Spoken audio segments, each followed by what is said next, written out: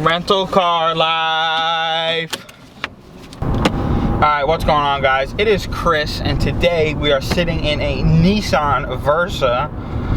This is my rental car. If you haven't seen the Goodbye Mustang video, I needed a rental car because my Mustang is now in the shop for a little while, so Geico hooked it up with a rental car. Now, basically what I want to talk about in this video is my SR Performance lowering springs. I noticed that I wasn't planning on doing, well, I was planning on doing this video when I first uploaded that video, but then I realized that that video actually has the most views on all my car videos I've done. It has like 400 views, which realistically isn't a lot of views, but it's like 200 more or 300 more than my other, like my second highest car video.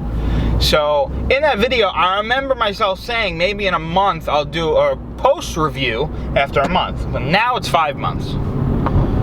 So 5 months later, they still work. So that's a good. So I'm gonna go on the good first and then the bad.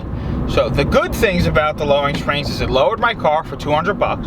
They still work, and they didn't get, I can't say they didn't get any worse than the stock springs, put it that way. So they still work. 5 months later, still work, still holding up. You know, the blue looks, you know, nice still. You don't really see them because they're springs, but you know, it still works, which is impressive for 200 and something bucks.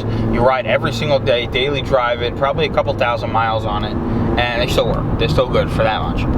So that's the good about it. Now the bad, I don't think it's really bad, but to my, you know, like what I prefer, it's not like exactly what I want. So even though it did lower my car from stock height, which stock height, if you haven't seen an 04 Mustang, is gross. The stock height is disgusting. But now the bad.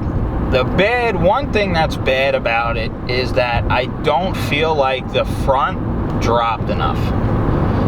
It did lower it, like slammed, you know, it didn't go down and all four wheels and all four tires. It was the same springs. It wasn't like, sometimes you could buy like EBAC, I think they're called. You could buy like the back end goes like an inch and the front end goes like an inch and a half. Like you could do that, but these were just an inch and a half, done deal. So I don't feel like the front went down enough. Now I don't know if that's because I have a 17-inch wheel in the front and an 18 in the back, but I actually got a bigger tire for the front than I do in the back. So I figured that would balance it out a little bit, but it didn't. So I think I'm going to actually cut the front springs a little bit for now. I really want to do coilovers, but I don't really know if that's really worth it for me. I feel like I can use that money towards something performance-based, but you know, we never know. So I think I'm going to drop the front end a little bit, maybe cut like an inch off the spring itself, instead of like a cut an inch forward down. But there's like no wheel gap in the back, but in the front there's like 3 inches of wheel gap. So I'm gonna give it, it's probably gonna have a little extra rake than it should, but I don't really mind that much, to be honest. I kind of like when a car has a little bit of rake. Rake is basically, instead of the car being evenly flat, it's tilted down a little bit. That's what rake's called. That's what rake is. I just learned that a little while ago too, so don't, I also could be, you know, talking out of my ass. I don't even know. But, so that's definitely one thing that I don't like about it, is that it didn't drop the front as much as I really wanted it to. So it kind of looks like it's higher up in the front, but realistically it's not. I want a little less wheel gap. Second is that there's actually a rattling noise back on the rear end. Now, I don't know if that's from the springs themselves. I'm going to assume it was, because the second I drove it home and left after I put those springs in, I heard that rattling, and it hasn't dropped since. It hasn't gone anywhere since. So I still have that rattling noise. I don't know what that rattling noise is. If you guys know, definitely let me know. But I'm just letting you know what I experienced. So that's definitely something I also. Third is the ride itself isn't, I'm not gonna say it's bad. It's bad. Like the ride is like, it's bumpy as hell. I mean, realistically, I'm not a prima donna. I just want to go fast. I don't really care if it's bumpy or not, to be honest. But it's kind of annoying sometimes. So, you know, like when I'm driving somebody and they're like, what's going on? Like my head keeps smacking the top of the car. Personally, I don't care, but for their sake, I do.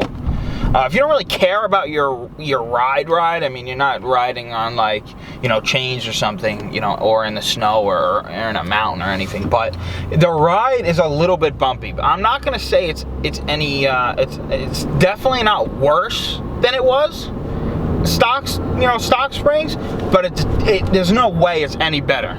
So you could take that as you want, but that's just also something that I experienced, is that it hasn't gotten any better from when I put those springs in. It definitely hasn't gotten any better. If anything, it's gotten worse, but only by a little bit. So that's another thing that that bothers me. So that's pretty much it.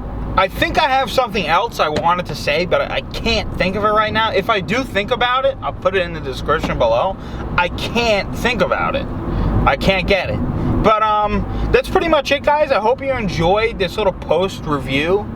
Just telling you like the little bit of things you might experience or might not experience. But to sum it up, it was I think it was $219.99, $219 to get all 4 springs to drop at 1.5 inches. I mean, you can't really complain. I mean, it's not like you're buying bags or doing a full suspension or anything on it. You're just putting new springs on. I mean, it wasn't that hard to install.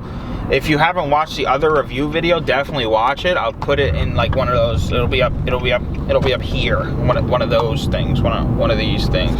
It'll be up here, whatever it's gonna be.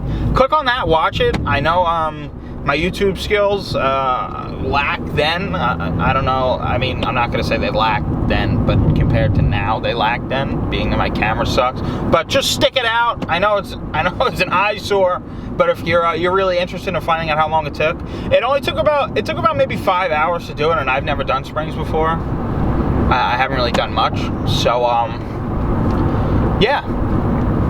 It drops from the stock height. It looks pretty good. Would I rather have coilovers and make the wheel gap even and perfect? Yeah, I would love that. Or bags and just slam it. But $219 on a little bit of a budget. Don't really care much about ride height. You just want to go fast. That's perfect. That's perfect for you guys. So I'll talk to you guys later. Peace. I am the greatest.